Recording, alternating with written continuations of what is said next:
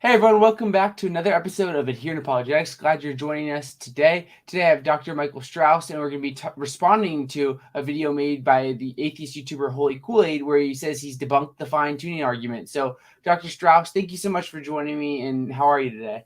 I'm doing great. Thanks for having me. It's always a pleasure to be on your show. Yeah, this will be really fun. It's the second time you've been on. The first time we did an interview talking about the cosmological argument and fine-tuning, and today we're just going to be looking at a video made by an atheist YouTuber named Holy Koolaid. So before we get into the video, is there anything you want to say about like who you are and what you do, Dr. Strauss, before we get rolling? Sure. I'm a professor of physics at the University of Oklahoma. I do research in experimental particle physics. I currently do my research at a laboratory near Geneva, Switzerland called CERN. And my latest research has been studying the properties of the Higgs boson, which was a particle predicted in the early 1960s and discovered by our collaboration, the ATLAS experiment in 2012. Yeah, it's super exciting and lots of fun. And today we're not going to be looking, unfortunately, at the research, but just a different topic related to the fine-tuning argument. So before we get into this video, Dr. Strauss, do you have any like preliminary thoughts or things you want to say before we get into this? No, I was unaware of the person nicknamed Holy Koolaid, unaware of this video till you shared it with me. I watched it. I actually found it quite full of a lot of misinformation, a lot of naive statements, a lot of unfounded assumptions, a lot of logical flaws. So I'm glad that we can sit and talk about it, because there are a lot of likes on the video. So it's clear that people are persuaded by this kind of thing. But from my perspective, it doesn't take much investigation to actually show some of the major flaws and problems with the kind of reasoning in the video. And that's what we'll talk about today. Yeah, I'm super pumped, and it's exciting because this video has hundreds of thousands of views. So I'm glad to get a physicist like yourself who's qualified to kind of look at this video and what's going on. So without any further ado, I'm going to pull up the video. We're going to have short clips that we play and then just kind of talk about it and just go through it. And it should be a lot of fun. So here's the first clip where he's just going to kind of introduce the argument. It goes something like this. These are the fundamental constants and quantities of the universe. Scientists have come to the shocking realization that each of these numbers has been carefully dialed to an astonishingly precise value, a value that falls within an exceedingly narrow, life-permitting range. If any one of these numbers were altered by even a hair's breadth, no physical, interactive life of any kind could exist anywhere. So, Dr. Strauss, I'm curious, just like here, do you think he does a good job of like presenting the argument? Is there anything you would want to add with regards to the fine-tuning argument? Yeah, I mean, he basically plays clips from people who have promoted the fine-tuning argument, and the clips are a good representation of the kinds of arguments people make. So I think that, he's fairly presented the kinds of things that not just theists, but even those who study these kinds of parameters have stated. I mean, the fine-tuning of these parameters is not something developed by theists. It's developed in physics articles, and physicists have discovered them. So yeah, I think he does a fair job, although the clips he plays are certainly from those who are promoting it from a theistic worldview. I'm just curious before we get into this next clip, how long is like, in terms of like the journal articles and such, how long has it been since like the first articles talking about like this fine tuning? Like when was the first articles and such going on that kind of talked about the fine tuning argument? I think the anthropic principle was proposed like in the 60s or something. So these articles have been around for a long time. And the more we discover things, actually, the more fine-tuned the universe appears. That's super cool. All right, we're going to go into our next clip where it's going to talk about the objection that the planet is mostly just lifeless, or not the planet, the universe is mostly lifeless. Now, most of the universe is a dangerous vacuum that's either scorching hot or ice cold, and with no air to breathe, we would die in seconds. In fact, 99.999 ad nauseum % of the universe is not suitable for human life. And it took us billions of years to evolve and adapt to this narrow corner of it. So to say that the universe is fine-tuned for life is like saying that the Sydney Opera House was fine-tuned for the speck of mold growing on the crumb of cheese that fell from a lady's pocket 5 minutes ago. Allow me. So what do you think here, Dr. Strauss? This is probably his first critique in this video, in the fine-tuning argument, where he talks about how like the universe is just lifeless for the most part. So what's your thoughts on this? Yeah, this is a common misconception conception that if much of the universe can't support life, then in fact the universe isn't fine-tuned for life. But it's making so many assumptions. For one, it's making an assumption that it understands that if there is supposed to be life, let's say the universe is designed for life, then that the rest of the universe has no function. But that's just not true. In order to get a planet with life on it, you basically need the rest of the universe. You need to have the right number of supernovas exploding in the right range around a planet so that you can create the heavy elements needed. You need the right large-scale structure of the universe, actually. The analogy I give is that I grew up watching humans go to the moon. And they built the largest rocket ever built by humans, the most powerful one, the Saturn V rocket. And out of that whole giant rocket that was huge, number of stories tall, there was a space about the size of a small car that could support life. And the only space in that whole rocket that could support life was a little tiny piece at the very top. So are you saying the whole Saturn V rocket is not designed for life because only a tiny part can support life? Of course not. The rest all has a function, and the rest is actually necessary. And when you understand what it takes to create a single planet that can support life and start to look into the parameters of the necessary heavy elements, the necessary radiation and lack of radiation and mass density of the universe, you realize that the rest needs to be there or you can't have a single planet. And this is just a really naive statement that the universe is not designed for life because only a small part of it is. It's like saying the Saturn V isn't designed for life because only a small part of it can support life. And again, you don't have to look much into the literature to realize this. Yeah, it's super helpful. And there's a quote that someone said a while ago. I don't know where I heard it the first time, but it says something just like along the lines of what you were saying here, Dr. Strauss, where it's like, sure, like 99.99% of the universe maybe doesn't contain life, but the universe is 100% life permitting, which has some weight to the fine-tuning argument. So, yeah. Yeah, and again, he's assuming that he understands the purpose of whoever designed the universe. That would, again, be like looking at a rocket ship that has a small part that can support life and say, well, their purpose must have been life, so the whole thing must have to support life. It's just a crazy argument, and it doesn't understand what it takes to create a planet like the Earth. If you wanted to start the laws of physics that we have, and you wanted to create a single planet like the Earth, you have to have the right mass density and the right expansion rate, and this is about the smallest universe you can make and create a single planet with life. It's just like the Saturn V was the smallest rocket you could make and send people to the moon. So it's just a totally argument made out of like human reasoning without any scientific understanding at all. So are you saying that, because this is really interesting, like if we want like this knowable natural order where we have these laws unfolding, to have a planet kind of like ours that can contain like life such as ourselves, we're going to need this really big universe? Is that kind of what you're getting at here, Dr. Strauss? Absolutely. So in order to have a planet like ours, you have to have the right mass density. We'll talk about that later. And you have to have the right expansion rate of the universe.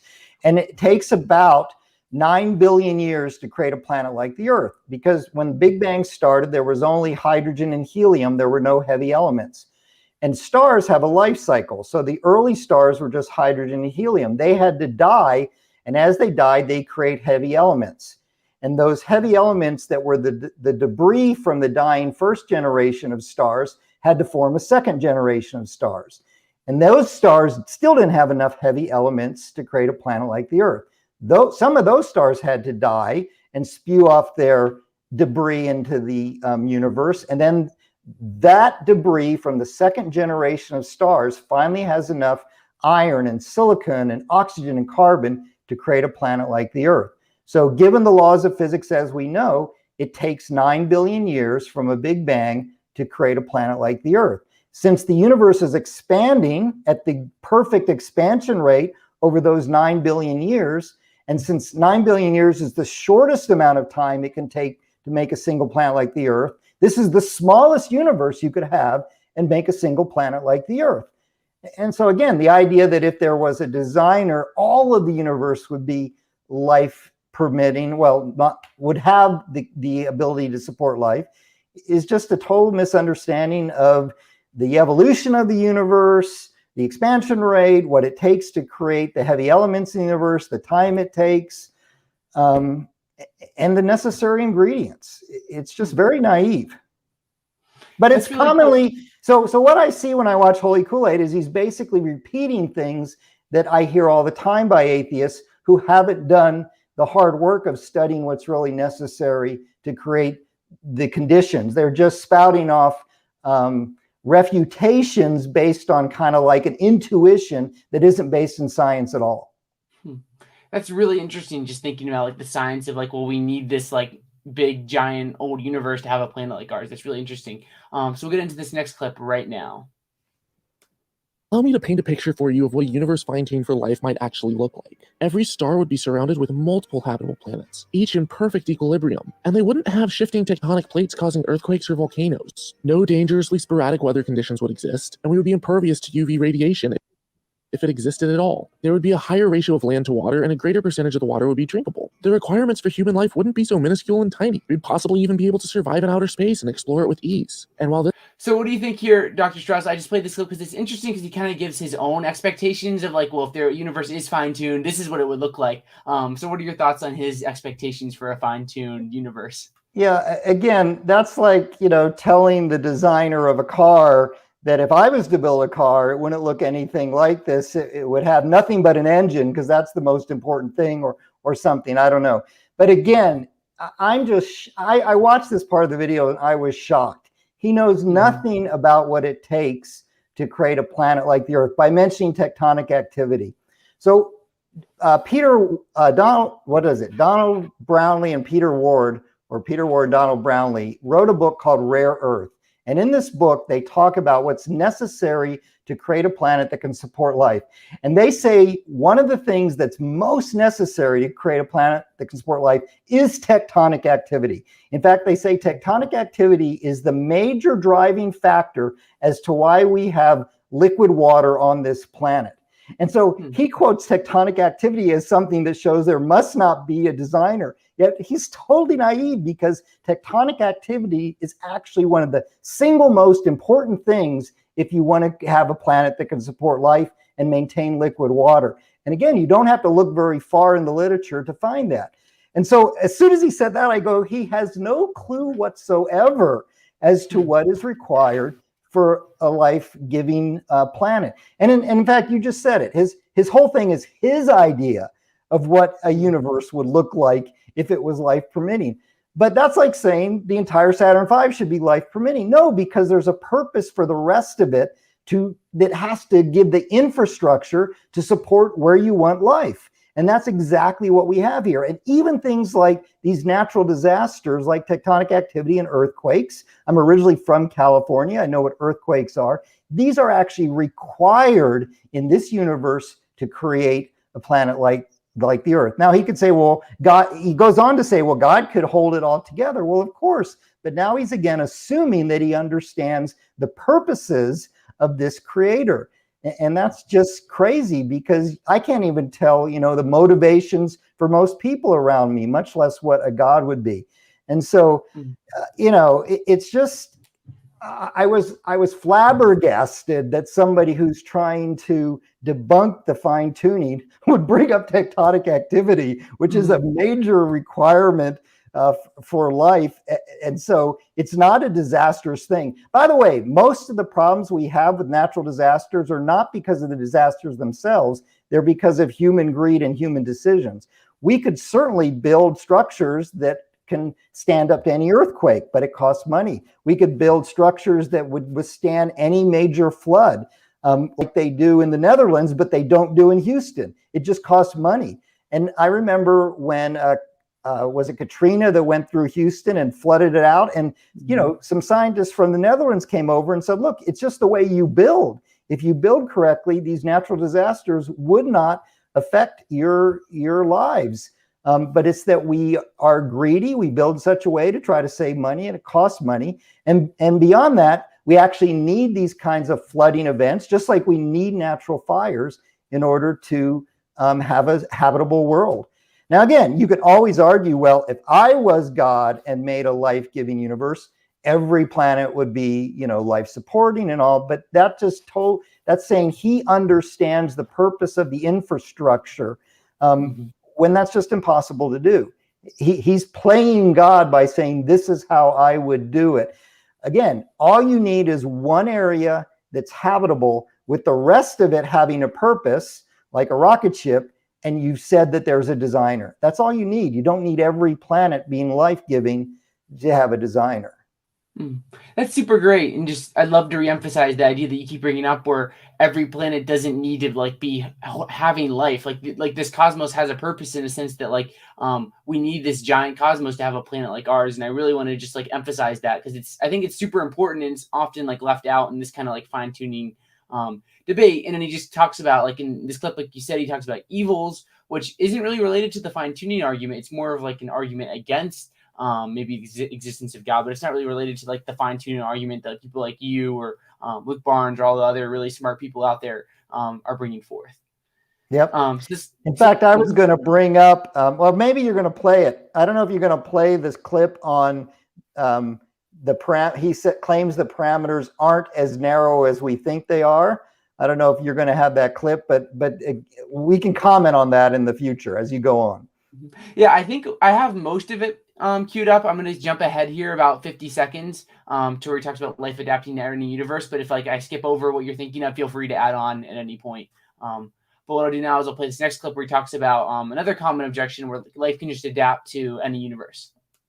But even though it's not fine-tuned for life, the parameters for life aren't nearly as narrow as we once thought. In the 19th century, it was speculated that man could not survive speeds greater than 50 miles per hour. To show just how laughable that assumption is, astronauts on the Apollo 11 reached speeds of 24,790 miles per hour. Creationists think that the window for life is so tiny. But let's take a look at the tardigrade. This little guy can survive temperatures as low as minus 328 degrees Fahrenheit. That's minus 200 Celsius. And as high as 300 degrees Fahrenheit, or 148.8 Celsius. Radiation? No problemo. They can take doses 1,000 times the lethal dose for humans, and can live on in pressures 6,000 times higher than that of our atmosphere. And we've even found other bacteria that can survive in outer space. The fact is, we just don't know what the limits of life are. Sure, we've adapted to this planet, but the requirements for life in other circumstances may be broader than we ever thought possible. If we'd been born in a hotter planet, we would have likely evolved from thermophiles, and would have evolved better cooling mechanisms or internal systems that thrive in heat. Would you then say that that planet is so fine-tuned for life? But what about the constants of the universe? Okay, so a lot going on here, Dr. Strauss, and I think the main gist of his argument is, life can just adapt to any universe.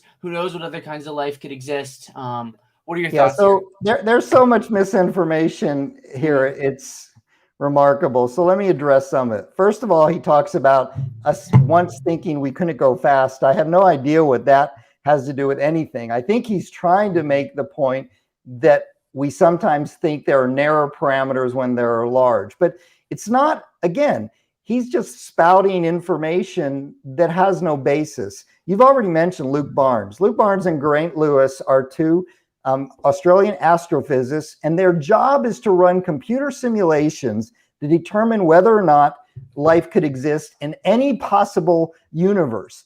And they wrote a book saying the parameters are even tinier than you would imagine. So I don't think Holy Koolaid does a job where he runs computer simulations to determine what the parameters are necessary for life to exist. But those who do, who are trained in this, say they're more narrow than you can even imagine. And so again, he's spouting off saying that they're not. And then he brings up the tardigrade, which I find hilarious, because the tardigrade can't survive. Well, no, let's put it this way. The tardigrade can't live under these extreme conditions. What the tardigrade does is it shuts down its metabolism to survive in these extreme conditions, but it can't live in them. And so if you put a tardigrade at body temperature, half of them will die until the other half finally can shut down their metabolism. They can't live in these extreme conditions. They exist. They survive. They can only live, again, in very narrow conditions. He's totally naive about what the tardigrade is. He's read that it survives in these conditions, and then he thinks that that means it lives in these conditions, but it doesn't. Like all carbon-based life forms, except for bacteria, it has very narrow range in which it can actually live. Just because it can shut its metabolism down and live in a high radiation or survive in a high radiation field doesn't mean it can live. And so he's totally, misconstruing the livability of the tardigrade. And he thinks that somehow says that life can live everywhere. It can't. Very simple life. I mean, a tardigrade is less than a millimeter long. Very, very simple life can survive in very extreme conditions. We know that.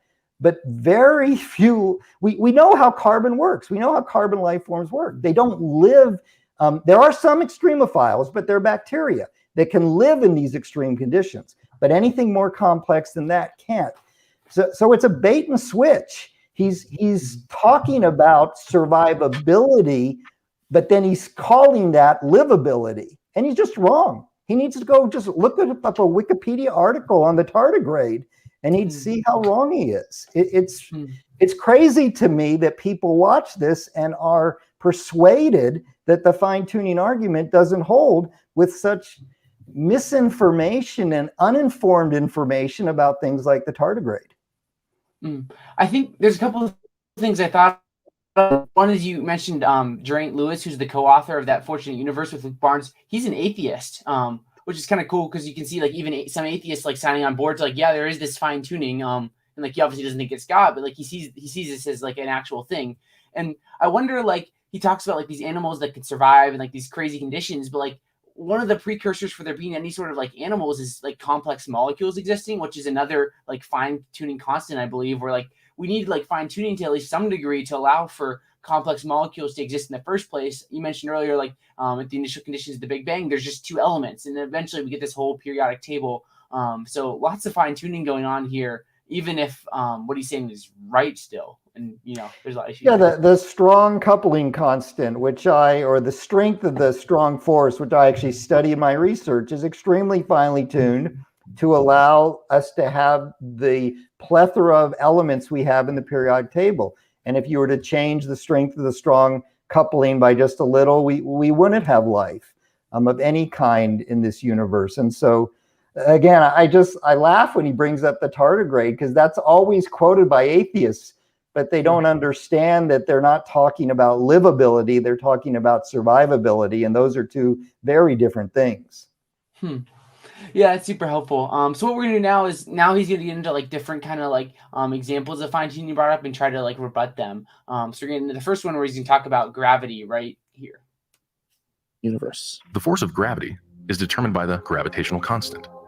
If this constant varied by just 1 in 10 to the 60th parts, none of us would exist. That seems pretty crazy, but here's what an actual physicist has to say about it. There's a famous example that theists like to give, or even cosmologists who haven't thought about it enough, that the expansion rate of the early universe is tuned to within 1 part in 10 to the 60th. That's the naive estimate back of the envelope, pencil, and paper you would do. But in this case, you can do better. You can go into the equations of general relativity, and there is a correct, rigorous derivation of the probability. And when you ask the same question using the correct equations, you find that the probability is 1. All but a set of measure 0 of early universe cosmologies have the right expansion rate to live for a long time and allow life to exist. Or here's another one. Consider the expansion rate of the universe. So Holy Koolaid brought in an actual physicist in Sean Carroll, so I have an actual physicist in Dr. Michael G. Strauss here. So what are your thoughts on the gravitational constant fine tuning? Well, again, this is actually, to be honest, I'm not sure what either Holy Koolaid or Sean Carroll are talking about. Neither one gives enough information. First of all, the gravitational constant isn't the same as the expansion rate, so he talks about the gravitational constant, then he turns to Sean Carroll to talk about the expansion rate. Now, they're related in that the amount of matter in the universe gives you some idea of the expansion rate. And so I always have heard that the amount of matter in the universe is fine-tuned to 1 part in 10 to the 60th, and that would give the expansion rate. But I don't know what Sean Carroll is talking about when he says it's equal to 1. So I actually tried to find any papers at all. I spent about an hour looking for any papers that talked about the general relativity giving an expansion rate of 1. The only thing I know of is that if cosmic inflation occurred, then you would get the right mass density in the universe, where you'd have a flat universe, and I think you could call that an expansion rate equal to 1. The problem with that is that inflation itself has to be finely tuned in order to do that. It has to turn on at the right time. The mechanism has to turn off at the right time. And so to be honest, out of everything in that video that I looked at and said, this isn't debunking the fine tuning. This is one part that I looked at and said, I'm not even sure what they're talking about. And Sean Carroll certainly didn't give enough information to let me know what paper to look at. But I did look at some of the other papers, and we'll talk about those, and I'll show you how Holy Koolaid has totally misunderstood the paper itself. I have great respect for Sean Carroll. Out of all the atheists I listen to, he is the one that most often has a good understanding of both sides of the discussion and is very thoughtful. And in fact, some of the things Sean Carroll has said really point to theism rather than atheism. And so I have a lot of respect for him. I'd love to know what he's talking about, but he didn't give me enough information. I can only assume it's inflation, but he knows that inflation has to be fine-tuned to give a expansion rate that we need. So I'm not totally sure how to answer this one. There just wasn't enough information to know what they were even talking about. That's super helpful, and I appreciate your honesty. And I do think, like, for Sean Carroll, like that clip, I recognize that that's his debate with William Lane Craig on God and cosmology. So that's probably why he didn't give all that information. He's trying to get it all. So what I would say is listen to William Lane Craig's rebuttal of that, and you'll probably find the answer. William Lane Craig does his homework. He's not always right, but he does his homework, and I bet he had an answer to that Holy Koolaid didn't want to show. Yeah, so what we'll do now is we're going to this next clip where he's going to talk about the expansion rate of the universe. This is driven by the cosmological constant. A change in its value by a mere 1 part in 10 to the 120th parts would cause a universe to expand too rapidly or too slowly. In either case, the universe would, again, be life-prohibiting. One of the worst fine-tuning problems in nature, which is one of the ones I first proposed, the cosmological constant problem, the dark energy in the universe, the biggest mystery of the universe, that looks like it's incredibly fine-tuned, 120 orders of magnitude, the worst fine-tuning problem in nature, and Dr. Craig will jump up and say, look, it was a lot bigger, we wouldn't have humans. Well, it turns out if it was precisely 0, which is a much more natural number, more life would form. What about the electroweak force? So now he gets Lawrence Krauss coming in here on the expansion rate thing, and wow, Lawrence Krauss has a lot of energy. But Dr. Strauss, what are your thoughts here? Well, again, we don't totally understand this fine-tuning to 1 to the 120th. And Lawrence Krauss is, again, spouting information that he has no real scientific basis. We don't know why it's that number. We don't know what number is needed for the fine-tuning.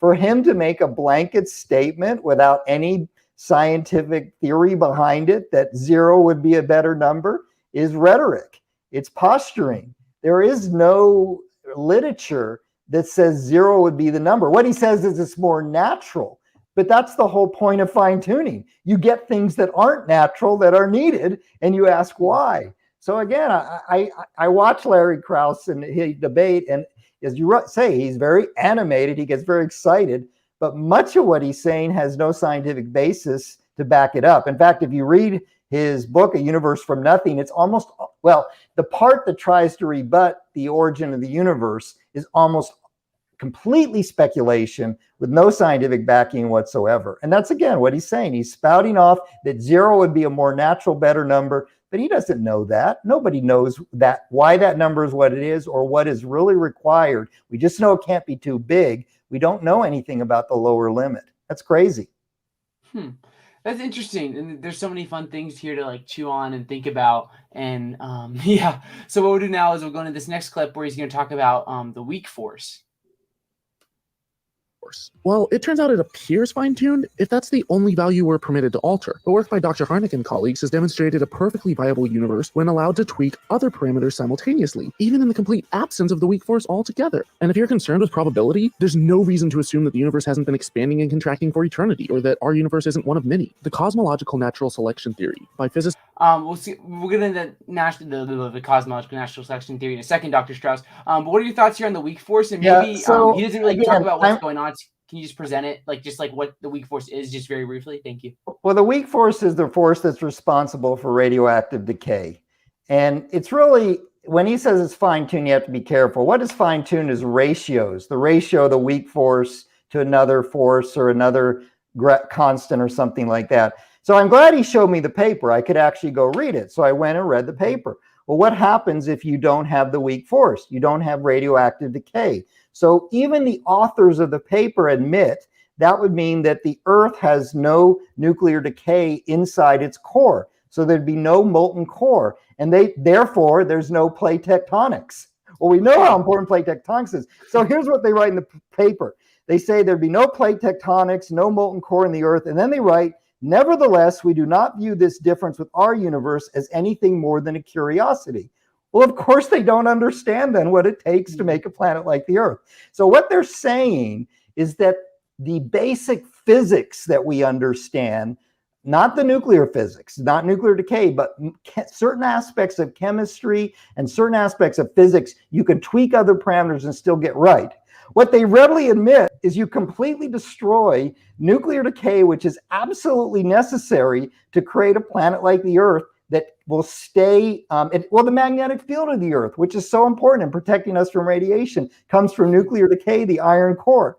And for the authors to say, we do not view this difference with our universe as anything more than a curiosity, says the authors have not understood what it takes to make a planet like the Earth. They might understand some of the basic physics of the universe and some of the large scale structure and stuff, but they don't understand the anthropic principle, what it requires to have life to exist. So that completely discounts Holy Koolaid's whole thesis that you all of a sudden get a universe that's hospitable to life. You all of a sudden get a universe that cannot make a planet that is hospitable to higher life forms if you get rid of the weak force.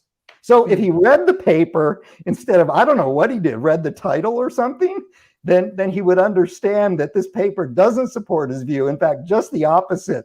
It puts the silver bullet into his view. So what you're saying then is, if we talk about like trying to say like, well, we don't need like a fine-tuned weak force or weak force at all, like that's going to really hurt our radiometric decay, which is going to hurt our plate tectonics. And if we don't have plate tectonics, like it's going to be like we're not having like a planet Earth with life. Where it doesn't just hurt plate tectonics. They admit in their paper it stops plate tectonics. It stops volcanic activity. It stops the Earth's magnetic field. Everything we need for life, it stops. And again, it's right in the paper. And the authors are not people who understand the parameters on Earth that are necessary for life. So they write, this is only a curiosity. But it's not. It's a death knell for any kind of life that's carbon-based, that's more complex than bacteria. Completely a death knell. And so the article that he holds up as saying, see, these parameters are not fine-tuned, does completely the opposite. The paper itself shows that if you get rid of the weak force, you get rid of higher life forms in the universe. That's pretty interesting to think about. Pretty amazing. Well, again, I don't understand why people watch the video. You don't have to do much research to go find the real answers. But people watch it and they're brainwashed or something. It's like, well, think, people. Go look up his resources. Go see what they're really saying. Go look at the counter arguments. See, this is what both believers and non-believers do this. They listen to what they want to hear, and they never go look up the counter arguments. I read as much from atheists as I do from believers because I want to know what the good arguments are and who's telling the truth. And I read, Victor Stenger, who writes that the universe is not fine-tuned, and I read Luke Barnes, who says it is, and it's easy to see who has better arguments.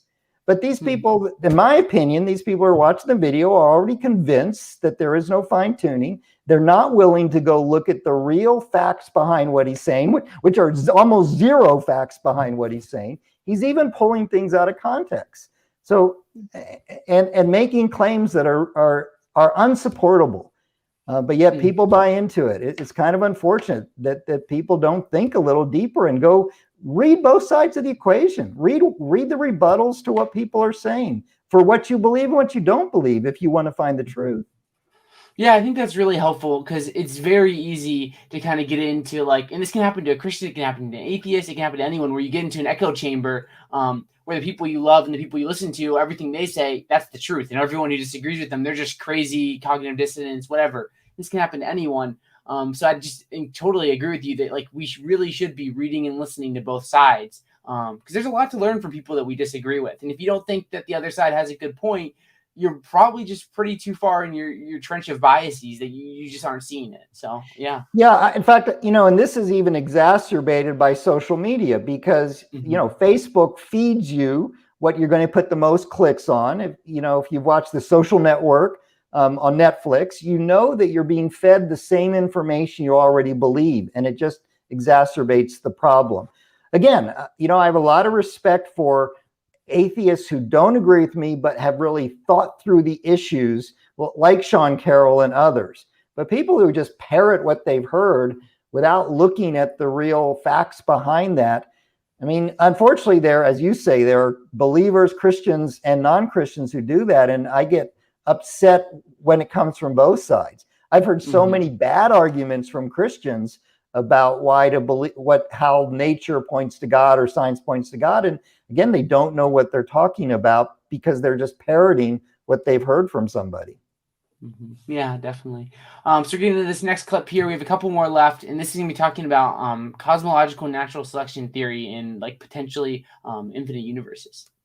Physicist Lee Smolin posits that black holes may be the way that universes reproduce, each new universe having slightly different physical constants. If that's the case, and there's an infinite number of universes, then even if the creationist assertions about the improbability of life were true, probability would be irrelevant. Because even if the chance of life was really 1 in a trillion, then with more than a trillion universes, each with different physical constants, our existence would be a statistical necessity. But rather than our universe being... Okay, so this is really interesting here. I actually hadn't really heard of cosmic natural selection theory, what he said here, until this video. So what are your thoughts on this clip, Dr. Strauss? Yeah, listen to his words. Lee Smolin says that universes may be the result of black holes. And if that's the case, so this is just mere speculation. I mean, when you read, for instance, we talked a lot about Luke Barnes and Geraint Lewis's book, A Fortunate Universe, and they both agree the universe is finely tuned. And one is a Christian and one is an atheist. And the Christian says, I believe it's fine-tuned because there's a creator and designer, and the atheist says, I think it's not fine-tuned, but there's an infinite number of universes. These are the only options that most people hold to today. And he's right. If there are an infinite number of universes, or 10 to the 500, as certain string landscapes give you, then we might happen to be in the right one. Now, there's lots of problems with that. I give a talk on string theory and multiverses and the problems. You still have to have fine tuning. We still don't know necessarily that the landscape of string theory would be actualized. There's lots of issues there. So again, this is just a wishful thinking speculation. And we might never have any evidence for it. In fact, it's highly likely that we'll never have any evidence for multiverses. So this is truly blind faith. I call this atheism of the gaps. Everything we see in this universe looks fine-tuned. But if there's a multiverse, then maybe we just happen to live in the 1 out of 10 to the 500 universes that can support life, with no evidence whatsoever that that's the case.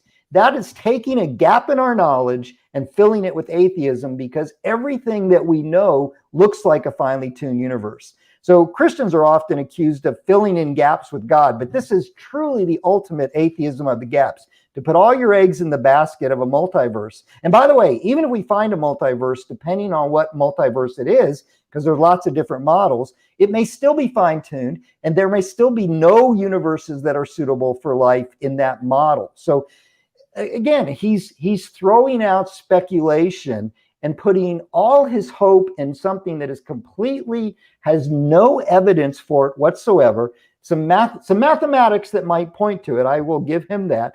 And that's the reason for fine-tuning. But all you have to do is listen to his language. It may be, and if it's the case, and is there any evidence that it is? Absolutely not. Yeah, it's interesting. I was thinking about Richard Swinburne, who talks about when we're trying to craft should we be a theist or an atheist or something else, we want a worldview that has a lot of explanatory power and something that's very simple. So maybe even if we granted potentially that a multiverse could explain all the data, maybe as well as fine-tuning could, just maybe, even if we granted, think about how costly the theory is to say every possible universe exists, or there's 10 to the 500th universes out there. That seems very complex, and there's a lot of moving parts there in your necessary foundation or whatever, compared to the theistic hypothesis, which seems pretty simple, especially compared to a multiverse kind of look at things. Yeah, one writer has written about the multiverse. One science writer, a non-believing science writer, wrote about the multiverse, that a theory that proposes everything explains nothing. And that's really what it is. It's saying, everything can occur, and yet, so it really has no explanatory power. Now, again, I'm not saying there's not a multiverse. I don't know. There might be. But if we're going to make statements about what that tells us about the fine-tuning, we need to understand what that multiverse actually is first. Whenever we've discovered more about the universe, it's become more finely tuned, not less. Even the size of the universe, as we've already talked about briefly. It may be that we someday discover a multiverse and it actually points to a higher level of fine-tuning, not less. So for him to throw out the multiverse or throw out black holes that are all speculative and say this solves the problem is naive, it's speculative, it's wishful thinking, it's atheism of the gaps. And until we actually find those universes and models, it may be that the multiverse gives stronger evidence for fine-tuning rather than less. That's super helpful. So we have one more clip here that we're going to play in response, and then I think we'll have time for a little bit of Q&A if you have questions relating to what we've been talking about here. We plan to go for about an hour, so we'll go into this last clip and respond, and then we'll do a little bit of Q&A if there's questions or super chats or anything like that. An incomprehensibly tiny speck floating through vast emptiness and chaos. Are we really so arrogantly egocentric as to look up at the night sky and assume that it's all made for us? Is that really a crutch we need to make it through the day? Starting in extreme conditions, humans and our ancient non-human ancestors adapted to this planet as it cooled. Those of us who couldn't live long enough to reproduce were lost along the way. We have evolved to survive here, fine-tuning ourselves to this planet, not the other way around. We have fought tooth and nail to get to where we are. That's all the more reason to cherish this life and not squander it or destroy the only home we have. I put out a video So here's the last clip where he talks about first just kind of like it's so like egocentric to kind of base this kind of like worldview around ourselves, and then he talks about like, oh, we just evolved. So what are your thoughts here, Dr. Strauss, in this final clip we're looking at? Yeah, it's funny. He says we're not very important, but look at how great we are because we've survived, right? So it's kind of interesting. Yeah, again, he's just wrong. I mean, it is true that we adapt to our environment. There's no question about that. But the possible environments that carbon-based life, the only possible life in this universe, can adapt to are extremely, extremely narrow. You cannot have carbon-based life, living on Venus. It can't happen. And so, for him to make that claim is just, it's wrong. It's incorrect. It is true we've adapted to this environment, but carbon-based life, the only kind of life possible in this universe, cannot adapt to anything but extremely narrow ranges. And then I find it interesting that, we're nothing important, but we've survived, so we really are important. And then you missed the last part of the clip where he pleads people to send him money. And I really want, I do videos and I give talks and I don't plead for anybody to give me any money. You're not going to give me any money for doing this, right? I mean, it's just, you wonder what's the motivation. If he really is passionate about this, why does he have to ask people for money? I don't know the answer to that. And so,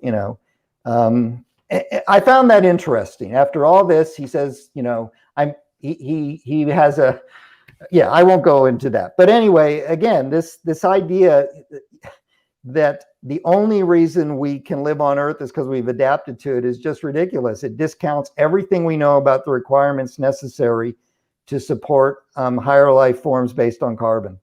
And again, it's naive. There's a partial truth to that one. The partial truth is yes, we do adapt to this very narrow range of possibilities of an Earth-like planet.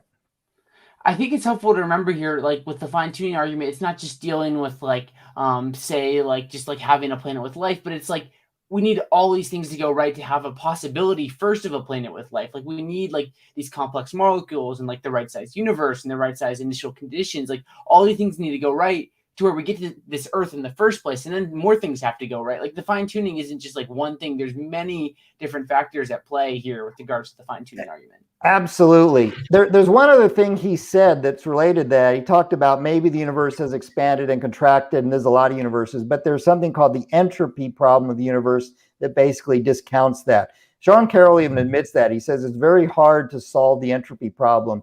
In one of his blogs or something, he lists 5 possibilities for the origin of the universe, and 4 of them he discounts as a thoughtful atheist because they don't solve the entropy problem. And everything we know from science about an expanding, collapsing universe can't work due to entropy. Now, again, you can speculate maybe there's physics that we don't know, atheism of the gaps, that would solve the problem, but the problem remains. So again, this was a naive statement when he throws out the fact he doesn't understand the much research that has been done on the possibility or lack of possibility of an oscillating universe.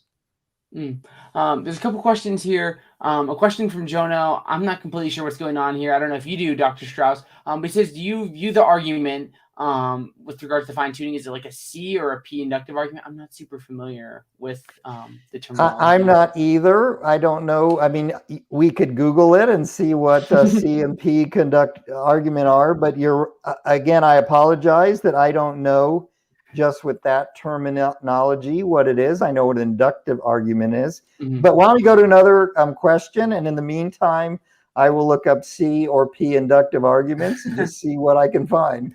Yeah, I guess. I mean, I feel kind of ashamed because I was just talking about how I was reading Swinburne and the existence of God, and I'm like, wait, I don't know what he's talking about here, Jonah. So I'm just curious then, I think kind of related to his question then would be like, what is your favorite formulation of the fine-tuning argument? Like there's different kinds, like you'll have like William Lane Craig who be like the fine-tuning is due to like chance, necessity, or design, and he rules out the other two, so it's design. Then there's like more like kind of like inductive arguments where like this just supports theism over atheism. Like what's your preferred formulation of the fine-tuning argument?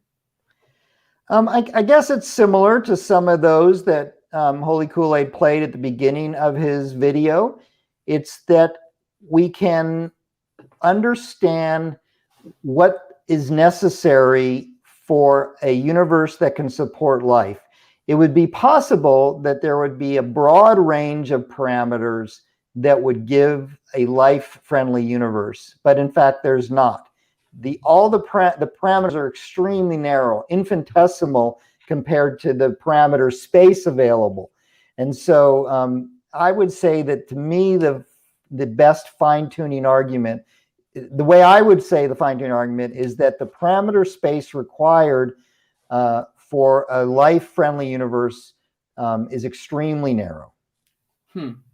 Okay, that's super helpful. Jono in the chat kind of clarified his question with regards to the fancy philosophy terminology. And he says, as in regard to the fine-tuning argument, does it raise the probability of theism above what it previously was, or does it make theism more probable than not theism?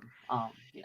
Right. So I know what he's talking about. This has to do with posterior probabilities and Bayesian statistics and things like that. And there are articles out there that I've read. I won't, I could tell you who the authors are and all, that talk about Bayesian probability and how fine-tuning makes theism less probable.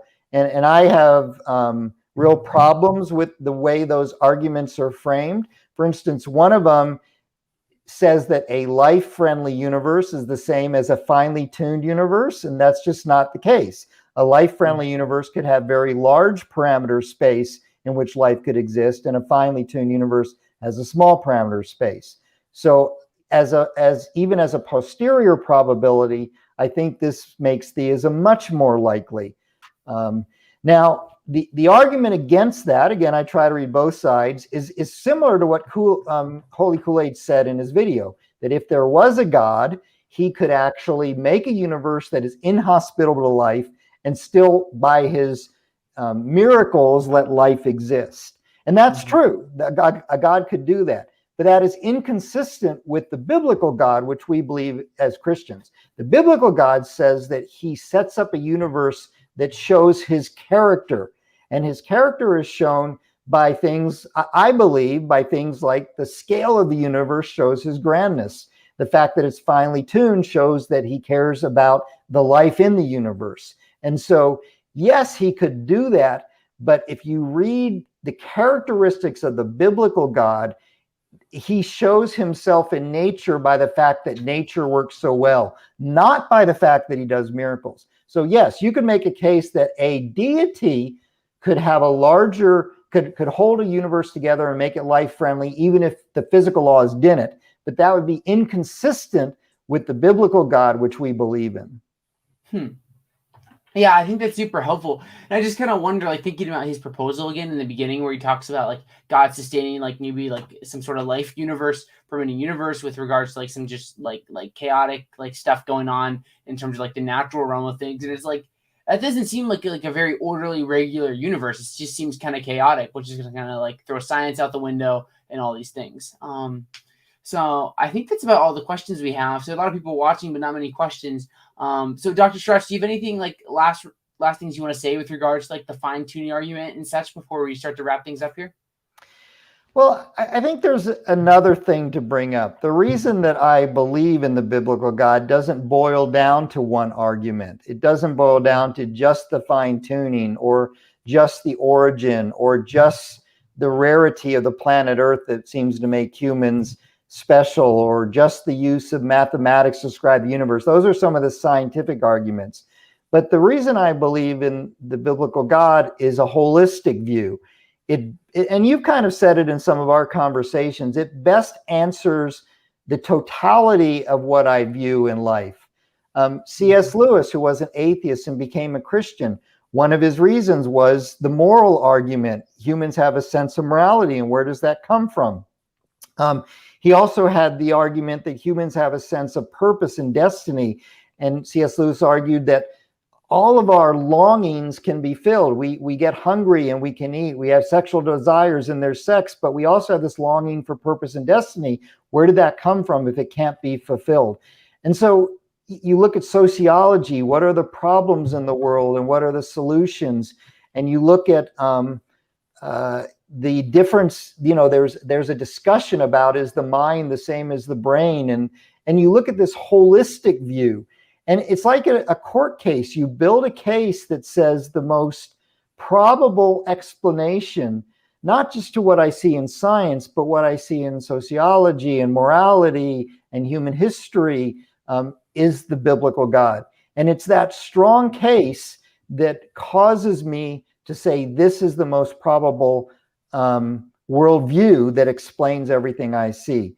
I've been sat on many juries in my life, and there's never a single piece of evidence that says, okay, now I know whether the defendant is guilty or innocent. It's a preponderance of evidence, or something like that. You build up a case, and J. Warner Wallace talks about this in his books, like Cold Case Christianity, because he was an ex forensic scientist, or forensic detective.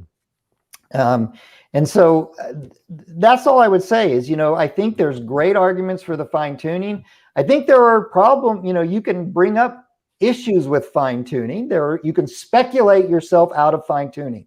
You can propose physics we don't know of that might somehow get rid of the fine tuning, but that's not the only argument for God. And I know those who disagree with the theistic idea, like Holy Koolaid, would say, of course, there are other arguments, reasons he disagrees. But if you're going to try to debunk fine tuning, you better do better than this video, because this video had nothing in it that debunked fine tuning. And again, I've read a lot of stuff on debunking fine tuning. It's one of the hardest things to actually find a good case against. And we could talk about other things. We could talk about the analogy of water in a puddle, which is a terrible analogy, but all these things that try to debunk fine tuning, it's a challenge. This is why those thoughtful people who don't agree with it really end up migrating to a multiverse. Well, I thank you so much for your time, Dr. Strauss. It's been so much fun, and I appreciate your expertise and your willingness to come on and talk about this. And yeah, fine tuning is really interesting to think about. And there's so much going on here, and we're talking about like the cosmos and this giant universe that we find ourselves in, and trying to understand like our place in it. And there's just so many really interesting questions that come from this. So to wrap things up, could you just say, like, if people want to like follow you and your work or things like that, how can they follow you? Yeah, I write a blog, although I haven't written in a long time. I have a real job, but www.michaelgstrauss.com. I've got a YouTube channel you can look up where I've made some videos. I have a book out called The Creator Revealed that talks about how the origin of the universe and the biblical story of the origin of the universe actually fit well together, how the Big Bang fits with the biblical story. And so, again, I do this out of a passion for people to understand how good science really does support the case for the biblical God. And so, yeah, there are ways you can kind of see what I've got out there on blogs and YouTube and stuff like that. Well, that's great, and I appreciate you coming on. And I thank everyone who tuned in today, John and Jono and Smokey and David and everyone else. It's been so much fun. Appreciate you all tuning in. And if you're always new to the channel, I encourage you to subscribe, leave a like, all that fun stuff. But thank you everyone for tuning in. Have a good one, and God bless.